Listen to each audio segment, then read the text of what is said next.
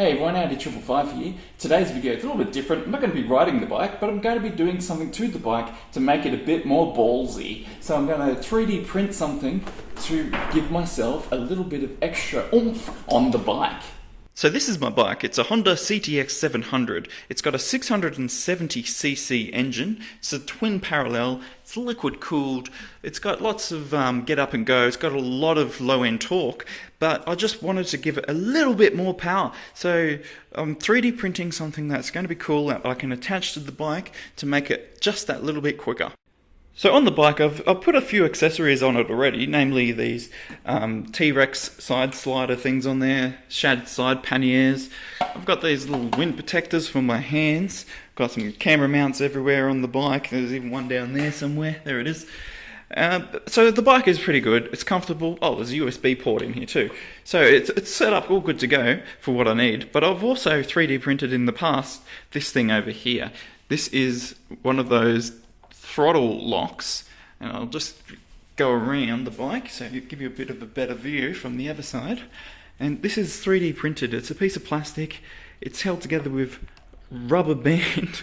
No, essentially that rubber band just gives it squeezing pressure to grip onto the grip. It's not the best design, but you know what? I 3D printed this off a design I downloaded off the internet, and it cost me maybe 5 cents of plastic, so I'm not complaining. To use it, when you're squeezing on the throttle at an appropriate speed, you just push that down with your finger and it holds it in that position. So it's like a poor man's version of a cruise control, let's face it, but you know, that's good because on a long trip you can just lock the throttle and then you might have to like give your hand a bit of a rest as well as not slow down, so that's good. And then to turn it off, you just throttle forward and it's back in its normal position. It's a great piece of kit to have on a bike, and it's something that got me started on a 3D printing idea for today's video.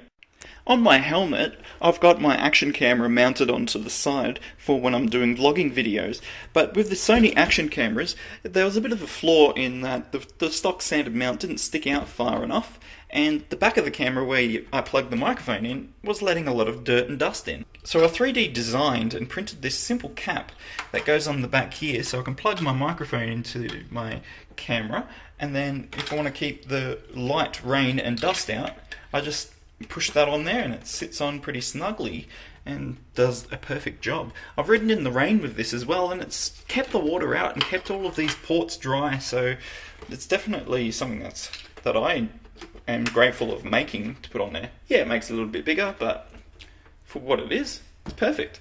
And this other mount here, it's based on the original designed mount that came with the Sony mount, but it is about 1 centimeter longer, so that way it can sit the helmet slightly away from the camera, or make the camera away from the helmet a bit more, so that way I don't have as much helmet in the shot. It's solid, it's not going to snap, and it's got a reinforced bit of plastic in there when I designed it as well, and I've had this on there for about 6 months with no dramas. And this is where the magic happens. Well, the output of the magic, being that this is the 3D printer. It is a Cocoon Create Mini, and it's basically, I think, a Wanhu Duplicator i3 clone, just rebadged to be Cocoon. And I got this from Aldi. It was like $300. It's pretty good. And this is it printing. And it's printing off another one of these. So I've got some spare ones, and I can potentially send some off to other motovloggers that have the same camera that want this cover. It's definitely a handy thing to have. So this is a print happening here. It's not the best printer, and usually you have to put down like this blue painter's tape down and use a glue stick to make it stick. And I have taken the blue tape off and just used the glue stick in this instance to make the surface a bit stickier, but it is starting to lift up there, so we'll see how that goes. It'll probably fail after a while, but you know, it's 20 cents worth of plastic, so I'm not really complaining. And on my computer, this is the program I use. It's the Cocoon program. It's basically Cura, which is the slicer, and this is the 3D object that I'm printing. So you can set up on here how you want it to print, if you want to print it that way, or you can rotate it around or do whatever, or you know, you might want to print it so that it's coming out that way, for example, and you can do that in there. And it's pretty cool. You can show you the layers. If you did print it that way, you would have to build additional supports, which are these blue bits at the front, which will make the job go a bit longer, but it will still print it without without the top collapsing on itself, which is pretty cool. It's a cool program. But before I can put it in this, I've got to actually design the item. So I use Tinkercad, which is a free online program where you can use in your web browser to design the products. This is it here. This is what I'm printing at the moment, and you can click it and have a look at it. So this is it here in the web browser. It's pretty cool. You can actually tweak your design to be exactly how you want it, and it took a few hours to get to this, and this is probably version 3 or 4, just to make it all fit together and fit nice on the camera. So a bit of tinkering, but it's easy to do. Anyone could really do it if they've got the time and patience to design it. And this is the Sony mount that I have at the bottom. So there's a bit of detail in it, and it's all designed, and it's pretty cool. But all of this stuff won't make your bike any faster. It just helps you accessorize it a bit. So it's definitely a good thing to have. And with all of those designs, you can actually upload them online to share for other people to print off on their own 3D printers. I haven't chucked any of my stuff on there, but maybe I will. If you let me know if you're interested, and I'll send you a link to it or something. We'll work it out from there. But anyway, let's get back to the 3D printer. So 3D printing something takes a long time. I've had this going now for 18 minutes, and it's done 17% of the job. So it is a long time. It's ridiculous, and it'll only get better in the future. But if you've got the time and patience, setting up a print job and just walking away and watching a TV show on Netflix will be more than sufficient to come back, and it will be done. And you'll rip off your 3D printed thing and stick it into whatever you needed it to be stuck onto.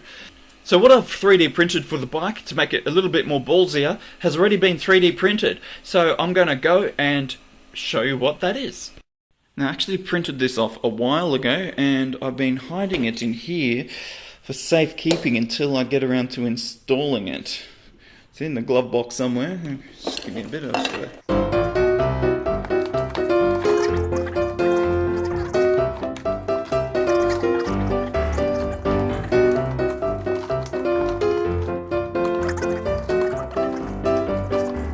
Is it even in here?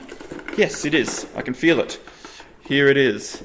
This is what is going to give my bike some extra grunt. It is some balls, some cherries, some plastic prosthetic missing bits that it doesn't have installed from the factory. So as you can see, this is 3D printed. Printed it off myself, off a design that I downloaded off of Thingiverse, and just scaled it to the right size to suit me. And now I'm going to put these under the bike. So there are a few spots you could install such a modification to your motorcycle. For a more visual approach, you could choose the rear end of the motorcycle, so that way it's more visible to other people behind you. But in this instance, I can't really attach it to anywhere in the center. Where the number plate is. I could probably put it there where the hole is, but I just want something central, so that's not going to work for me unless I drill a hole. But what does work is under here where the shock is at the rear. Now I do have the center stand installed, so I've got to be cognizant of where I put the modification in, otherwise I could actually remove my balls from the bike, and that wouldn't be very nice. It would be quite painful for the bike, I would imagine. So I'm going to zip tie it to this bracket here and have them dangling in the breeze. Now you've got to make sure when you install it that you put the appropriate side that's slightly bigger on the appropriate side of the motorcycle. In this case, it's the left side is slightly lower, so I'll install it in that direction.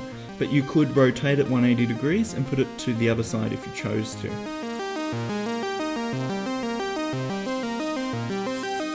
And now we snip off any excess from the zip tie. Just be careful not to snip the wrong part, because you'll lose your balls. Alright, so I just rotated that zip tie around to give it a nice clean look. Now the undercarriage looks smashing, and the bike is a little bit more ballsier. So have a look what it looks like now.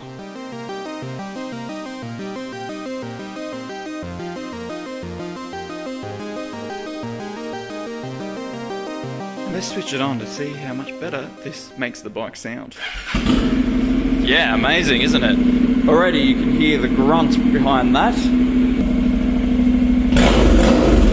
Yep, instantly so much better. Right. Hopefully you've enjoyed today's video. If you're thinking about doing this modification to your own bike, I highly recommend it. And as usual, keep safe out there on the road, stay on two wheels and not on your head. And I'll see you all next Tuesday. Later!